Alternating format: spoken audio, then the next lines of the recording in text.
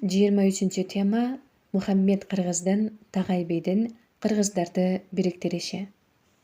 15-19 кылымдарда кыргыздар өз алдынчалыгын сактап калуу үчүн күрөшүн уланткан. Ошол мезгилде Орта Азияда, Моголстанда жана Казакстанда олуттуу саясий окуялар болуп өткөн. 15 кылымдан тартып Ала тоонун аймагы Кыргызстан катары туруктуу саясий мамлекеттик аталышка ээ болуу баштаган. Ушул мезгилден баштап кыргыздардын уруу башчылары моголдорго баш ийбей, иш жүзүндө өз аймагын башкарууну өз колдоруна ала башташкан. Казакстандын батыш тарабында калаларда жашаган көчмөн өзбектердин ордолору Амир Темир негиздеген мамлекеттин алсыраганынан пайдаланып, ага кул салып, толук ээлеп алышкан.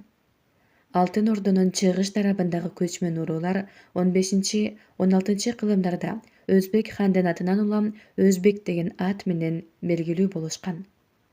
Шейбани хандын колун түзгөн көчмөн өзбектер Амир Темирдин урпактарынан бийликти тартып алган. Амир Темирдин урпагы Захириддин Бабур өзбек көчмөндөрүнө башкалардан көбүрөөк каршылык көрсөткөн. Бабур көчмөн өзбектер менен кармашып, аларды нечен ирет жеңип чыккан. Самарканд нечен жолу колдон колго өтүп, акыры 1504 жылы өзбектер Бабурду жеңип, биротоло кууп салышат. Ал Ысар, Гесар тоолору аркылуу Афганистанга, Кабулга кетет. Ал жакка анын артынан Орта Азиянын арт бурчунан өзбектердин Шейбани бийлигине кызмат өтүүнү каалабагандардын баары келе берген. Күч топтоп алып, Бабур Кабулдан түндүк батыш Индияга 1510 жылдан баштап жортуул жасап, акыры жеңишке жетишип, ал жерде 1526 жылы улуу Моголдор империясын негиздеген. Бабур 1493-1529 жылдардагы окуяларды камтыган мемуардык Бабурнама деген китеп жазган. Бул китепте Бабурдун өмүр баяны, Орта Азиядагы, Афганистандагы, Түндүк Индиядагы тарыхый окуялар жөнүндө чындык жымсалданбай ачык жазылган. Мында Кыргызстандын саясий тарыхына байланыштуу маанилүү маалыматтар да бар. Андан тышкары Түштүк Кыргызстандын тоолуу аймагын мекендеген кыргыз уруулары тууралуу айтылат. Моголстан мамлекетинде ханзадалардын ортосунда так талашуу күч алат. Ошол учурда Моголстандын түндүк тарабын кыргыздар ээлеп алат. Мухаммед Хайдар кыргыздардын айынан Моголстанда моголдордон бир да жан калган эмес, деп жазган. 1514 жылы Могол хандарынан бири Султан Саид хан Кашкарды басып алып, Мырза Абу Бекирдин бийлигин жок кылган.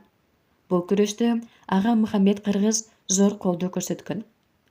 Ички ырк кетүүдөн жана тышкы душмандардын кесепетинин ыдырай баштаган Моголстандын аргасы төгөнгөн кезде Мухаммед Кыргыз кыргыз урууларынын башын бириктирген. Ал кыргыз уруулары менен уруктарынын биргелешкен күчтөрүн чыңдоого, кыргыздардын этностук аң сезиминин өсүшүнө бөлгү түзөт. Мухаммед Кыргыз Санжырада Тагай бей деп айтылат, азыркы Кыргызстандын аймагында жашаган кыргыз урууларынын оң жана сол канаттарын биринчи болуп бириктирип бекемдеген. Ал 1508 жылы ак кийизге салынып хан көтөрүлгөн. Ошундан кийин ага Мухаммед Кыргыз деген ысым ыйгарылган. Мухаммед Кыргыз урууларынын биригишинин келечегин көрө билип, тышкы алаканы да ошого ыңгайлаштырган. Могол хандары Кыргызстанды жана Казакстандын түштүк-чыгыш аймактарын басып алууга аракеттенип жатканда, Мухаммед Кыргыз аларга каршы өзүнө ишенимдүү союздаш боло турган казак султандары менен ымала түзө баштайт.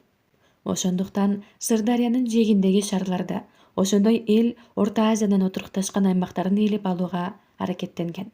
Шейбанилерге каршы аттанган казак султандарынын жогортууларында кыргыздар Мухаммед Кыргыздын жетекчилиги менен активдүү катышат. Кыргыз кошундары Түркстан, Сайрам, Ташкент, Анжиян, Аксы жана башка жерлерге чейин жеткен. Түркстанда жортулдун убагында ал өзбектердин ханзадасы, ал убакта Самаркандда акимдик кылып турган Кучкунчи хандын уулу Абдулланы колго түшүрүп алып, бирок кайра бошотуп жиберген.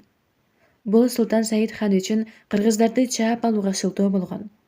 Моголдор ханы кыргыздарды 1517 жылы басып кирген. Анда Мухаммед Кыргыздын ордосу Ысык көлдүн түштүгүндөгү Баскоон деген жерде болгон. Кармашта кыргыздардын колу талкаланып, Мухаммед Кыргыз колго түшүп Качкарга алып кетишет. Бирок ал абакта көпкө деле кармалган жок. Саясий абалды салмактап туруп, Саид хан аны 1518-жылы бошотуп, 1522-жылы өзүнүн уулу Абд ар-Рашид менен кошо мекенине жөнөтүп жиберет. Алатуу аймагына келгенден кийин Мухаммед Кыргыз кайрадан кыргыз урууларына башчы болуп, моголдорго каршы ого бетер күч топтой баштайт. 1524-жылы кыргыздардын жергесине Кочкорго казактардын ханы Тахир келет. Моголдорго каршы Мухаммед Кыргыз аны менен ымала түзөт. Аны билип калып, Султан Саид 1525-жылы Мухаммед Кыргызды карматып, Кашкарга алдырып, үй түрмөдө кармайт. Ал жерде ал 1533-жылы хан өлгөнгө чейин болот. Мухаммед Кыргыз баш аягы 14 жыл чет жерде камакта болгону менен эли менен байланышын үзбөй, көздөгөн максатынан баш тарткан эмес.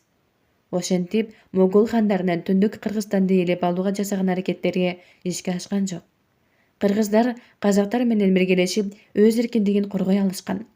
Султан Саиддин мураскери Абд ар-Рашид бийликте турганда 1533-1560 жылдары шейбанилер менен бирге кыргыздарга жана казактарга каршы бир нече жортуул жасайт. Бирде жеңип, бирде жеңилген кыргыз-казак кошуунун Хак-Назар, Касымдын уулу Тахирдин иниси башкарган. Андан кийин казактардын колун Тахирдин бир тууганы Буйдаш хан башкарат. 1560-жылга чейин. Эркиндик үчүн күрөштө кыргыз урууларынан куралган жоокерлер да өзгөчө өжөрлүк менен салгылашкандыктарын баяндаган тарыхый даректер арбын.